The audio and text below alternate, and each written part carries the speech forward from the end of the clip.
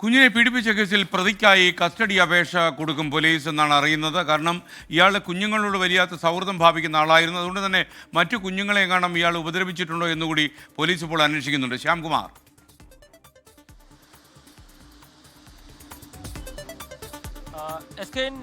ഇന്ന് കോടതിയിൽ കസ്റ്റഡി അപേക്ഷ സമർപ്പിക്കാനാണ് പ്രത്യേക സംഘം തീരുമാനിച്ചിരിക്കുന്നത്. പ്രതിയെ 7 ദിവസം വരെ കസ്റ്റഡിയിൽ ആവശ്യപ്പെടുമെന്നുള്ള സൂചനകളാണ് നമുക്ക് ലഭിക്കുന്നത്. ഏതായാലും തിങ്കളാഴ്ച ഓപ്പൺ കോർട്ടിൽ മാത്രമാകും പോലീസിൻ്റെ ഈ കസ്റ്റഡി അപേക്ഷ കോടതി ഇനി പരിഗണിക്കുക. അതുവരെ പ്രതി നിലവിൽ ജുഡീഷ്യൽ കസ്റ്റഡിയിൽ കഴിയുന്ന മൂവാറ്റുപുഴ ജയിലിൽ തുടരുമെന്നുള്ളതാണ് മനസ്സിലാക്കുന്നത്.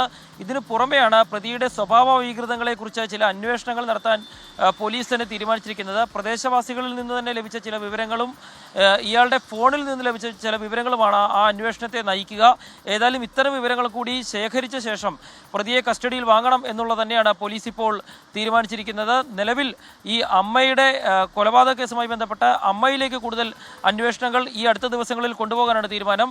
രണ്ടാമത്തെ കേസിൽ പ്രതിയെ കസ്റ്റഡിയിൽ ലഭിച്ച ശേഷം ഇരുവരെയും ഒരുപക്ഷെ ഒരുമിച്ചിരുത്തി ചോദ്യം ചെയ്യാനുള്ള സാഹചര്യം കൂടി പോലീസ് പരിശോധിക്കുന്നുണ്ട്. Okay, thank you Shyamkumar.